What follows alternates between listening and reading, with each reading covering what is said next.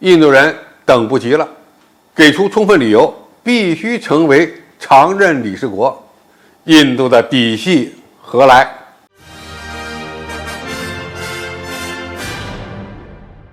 观众朋友，大家好，我是付前少。在过去的节目中，我们谈到过莫迪老先在多边组织中的一些特立独行的表现，比如上合组织中对中国的敌意，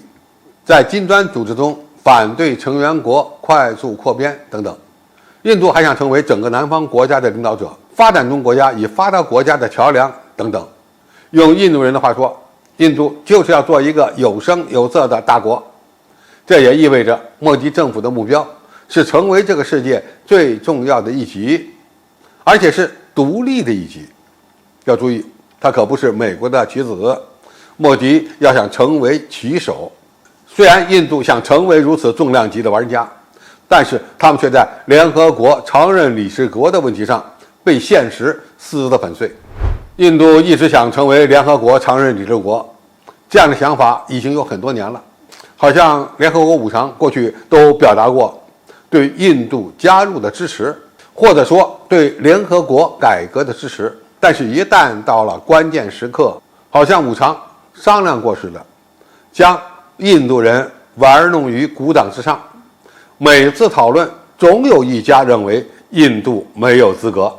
经过这么几年折腾，印度人终于发飙了。印度外长苏杰生在印度外交会议上抱怨称，印度并不反对中国恢复联合国常任理事国的地位，然而中国现在已经成为了联合国5个常任理事国中唯一反对印度入会的国家。近日，印度一家电视台播出了一期专题节目，结合印度代表在联合国会议上的发言，指出印度必须成为安理会常任理事国，否则印度完全可以离开联合国。印度将离开这个组织，重新组建一个新的联合国。好家伙，这是认为联合国严重亏待了印度，而且呢，他们已经失去了耐心了。我们要知道，联合国现有的5常，那是基于第2次世界大战的结果，这个地位是几乎不可能被撼动的，而且大国一致的原则是整个联合国存在的基础。5常的一票否决权根本就不可能给第6个国家。如果我们看一下印度人给出的几点理由，那就更有意思了。第一条理由，印度声称自己拥有14亿人口，任何国际机构都不能忽视印度的声音。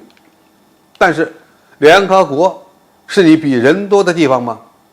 如果要增加联合国常任理事国，也存在着几种可能，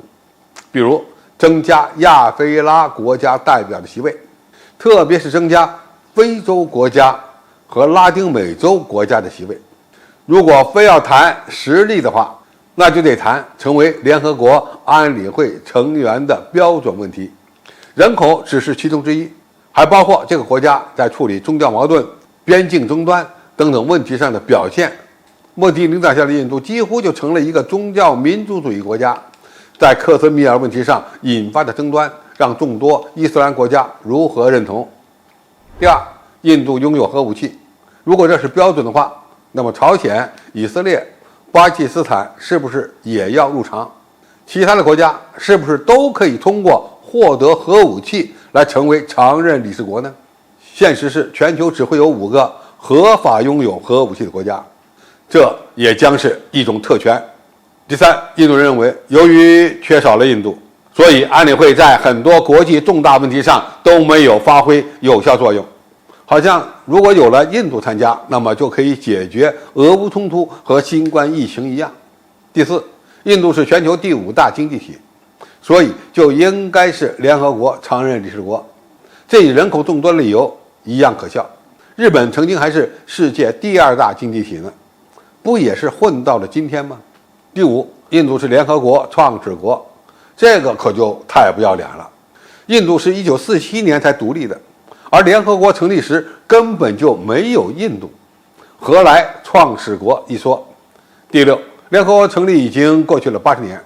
所以必须改革。这个话说的倒是不错，但是谁敢说改革就是为了让印度成为常任理事国？其实联合国真正急着需要改革的是对几个大国一票否决权的限制，